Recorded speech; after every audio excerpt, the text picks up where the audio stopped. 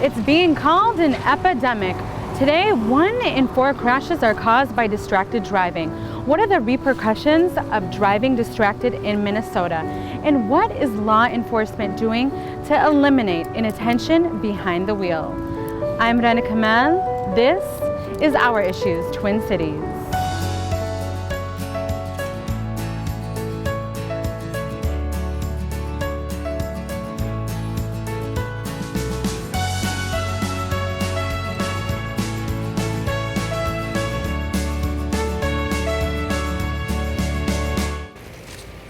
Shreya was a fun-loving individual. She was a very pleasant person, very sociable. She was a problem solver. She was a giver. At only 19 years old, Vijay's beloved daughter Shreya's life was cut short. In November of 2007, Shreya was killed in a distracted driving crash. Shreya was coming home. She got a ride. Actually, she was not driving. She was a passenger, front passenger. She got a ride home from Madison, Wisconsin, where she was an international business student. And about an hour out of the city, the girl who's driving got distracted and crashed the car on a underpass pylon. And she crashed it on the side Shreya was sitting on. And we lost her in a second.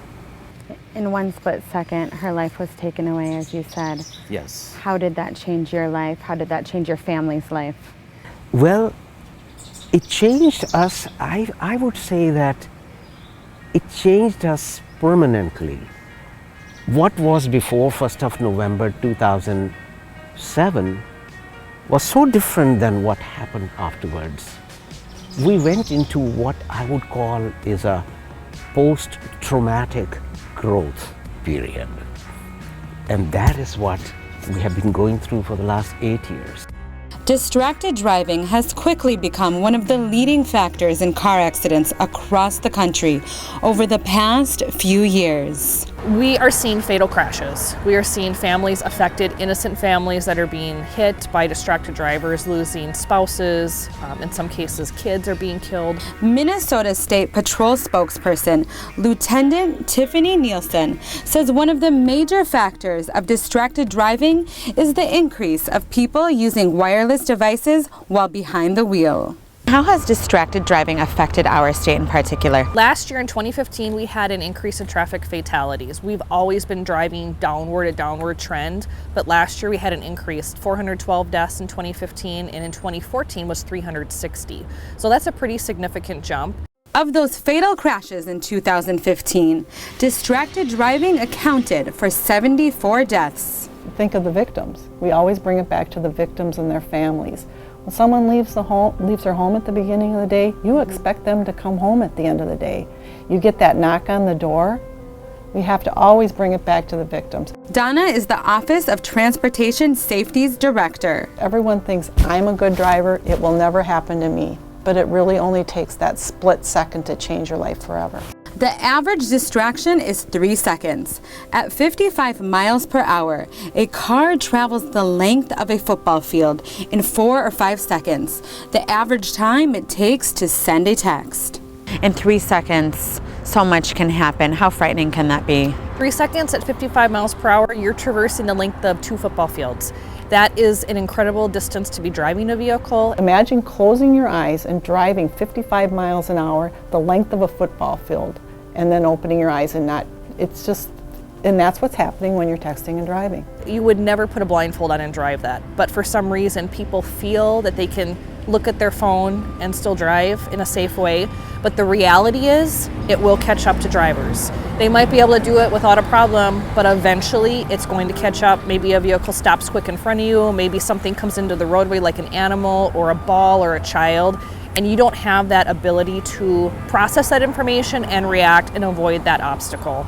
Today, distracted driving is the second most common contributing factor in fatal crashes behind speed. What are the main types of distractions that you guys see? Well, that's a good point, because we often think that distracted driving is texting, but distracted driving is so many more things. It's eating, it's drinking, it's talking to other passengers, it's maybe dealing with your children in the back seat, or we've seen things, I think all of us have done our own observational surveys, seen people brushing their teeth, shaving, doing everything but focusing on the task of driving. And that's really very scary. Many years ago, we didn't have any cell phones. When I was growing up, we had these cassette tapes and all those things. One of my friends was actually very badly injured because he was trying to change a tape. Today, we are texting. It takes just about 1.5 seconds to cause the crash. It takes 3.5 minutes, 4 seconds to write a text. Distracted driving related deaths were up 21% from 2014 to 2015. Experts say distracted driving is just as dangerous as drinking behind the wheel. I compare it to drunk driving in that the consequences are the same. The possible fatal crashes are the same as with an impaired driver. When we return, how law enforcement is cracking down to keep our roads safer. You're talking about a cultural change here, and that's why it's a combination of harsh penalties for offenses as well as education.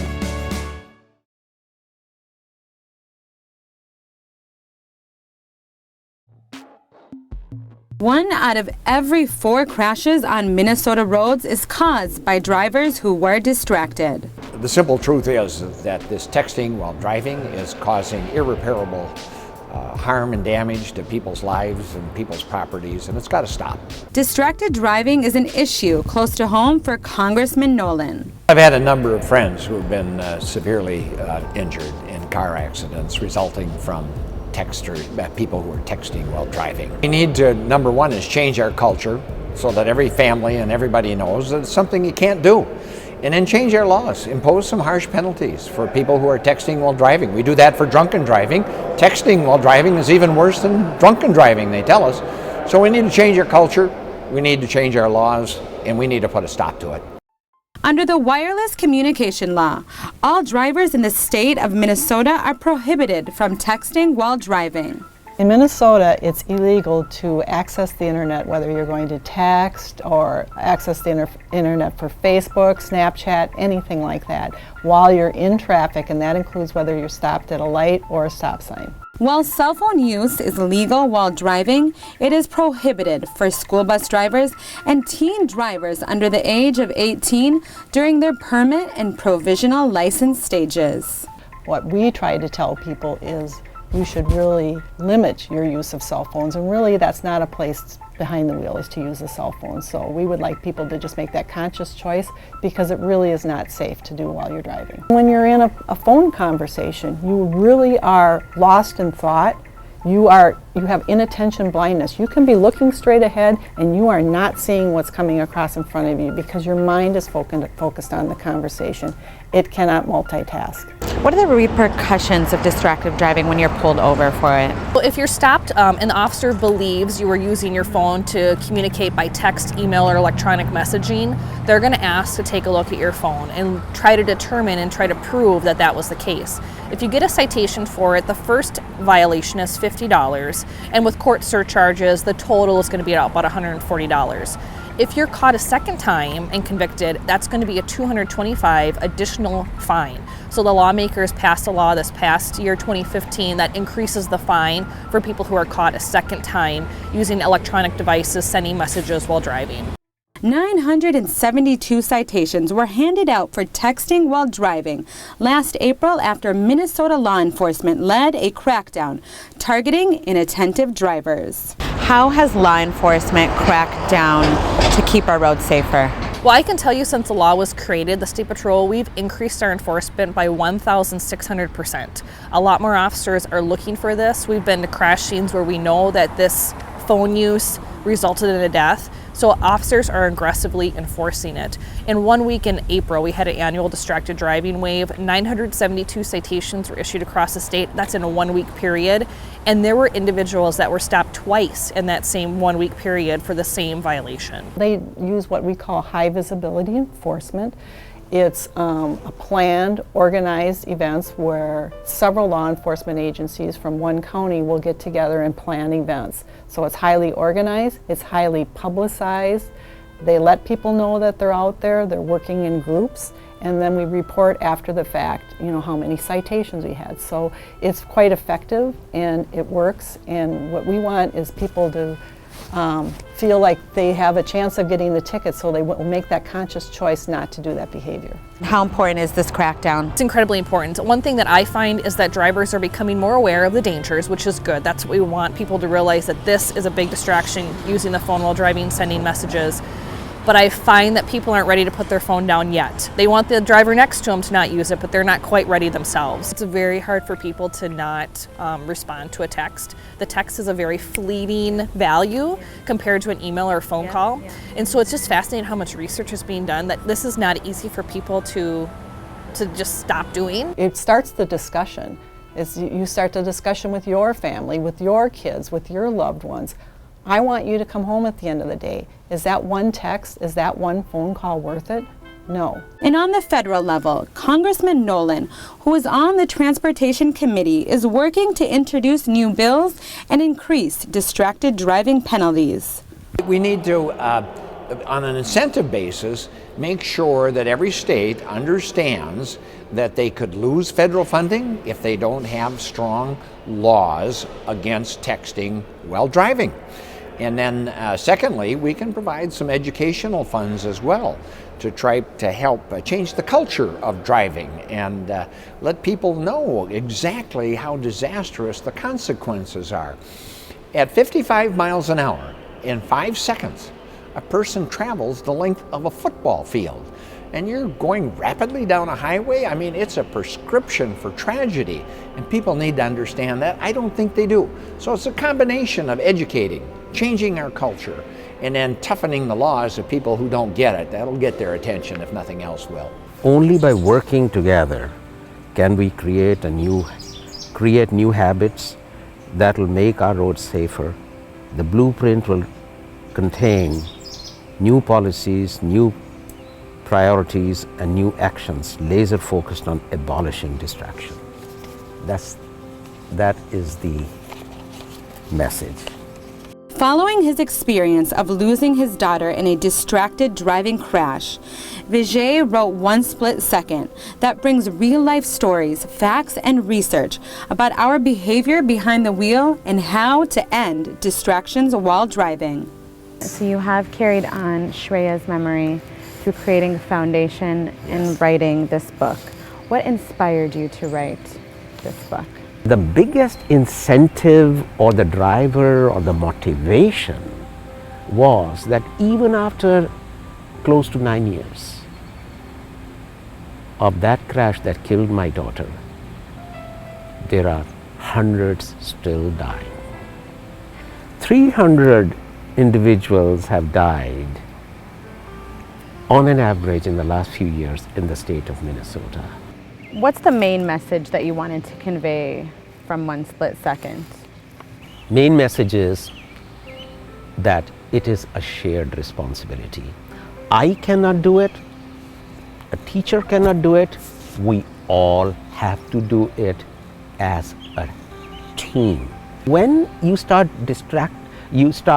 texting, when you are distracting, when you're not driving but doing something else in the car that shouldn't be done, you're actually trespassing on a shared government-owned space. It's trespassing.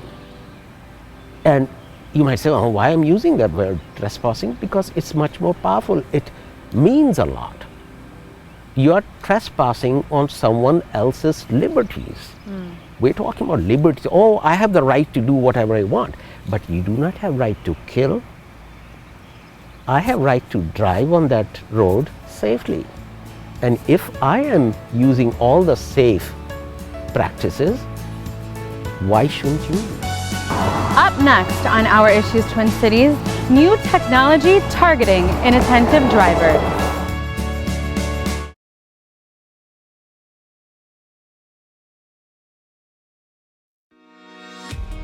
From 2011 to 2015, distracted driving contributes to an average of 65 deaths and 215 life-changing injuries a year. Today, many are calling distracted driving a national epidemic.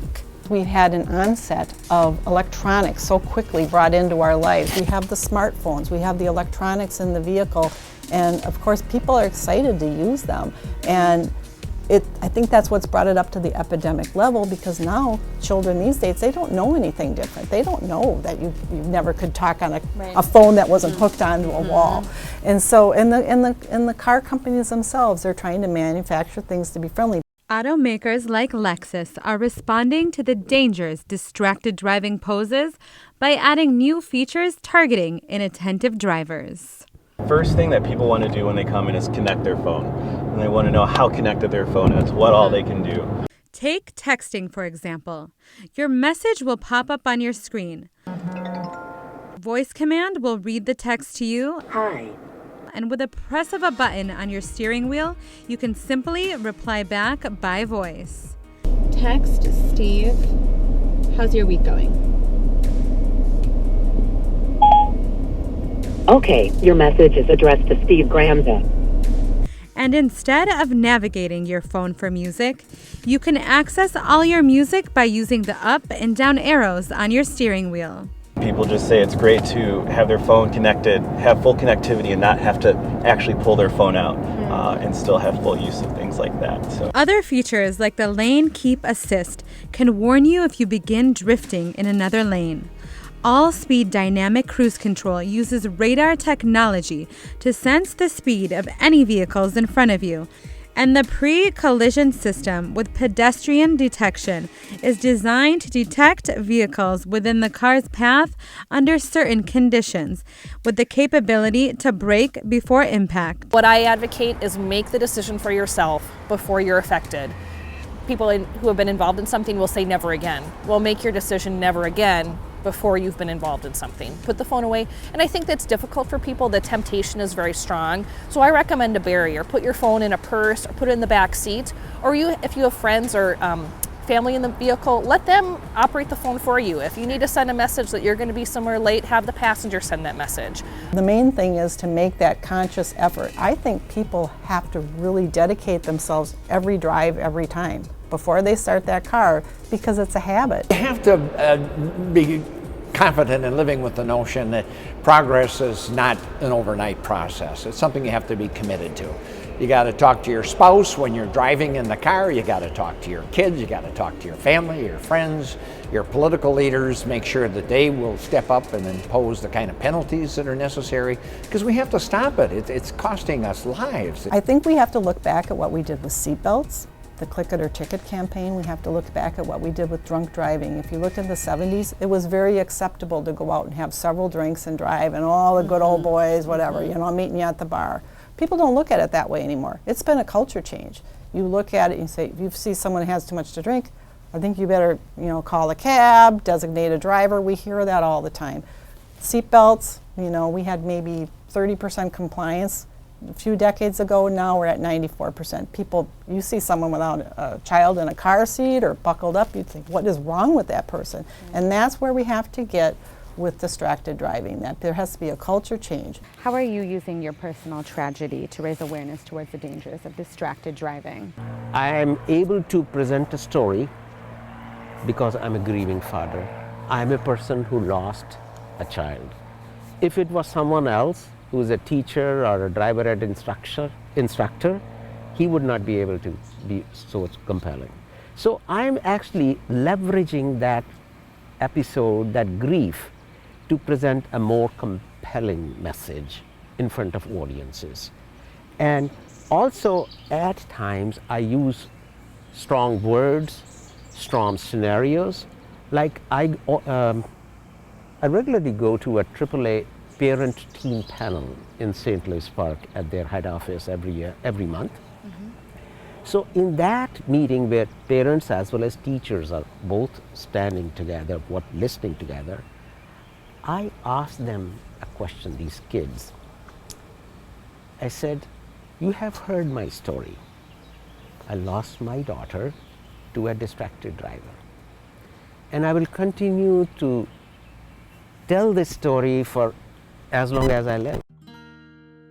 Every year, with the efforts of the community and the Shreya R. Dixit Memorial Foundation, Vijay and his family hold the Raksha Walk to help build distraction-free communities and to end future fatalities due to distracted driving. We do a walk, and at that walk every year, we have runners and walkers come there. But in addition to that, we have a memorial wall there where we show the stories of those who have been lost to distraction. In addition to that, we also have a couple of simulators there.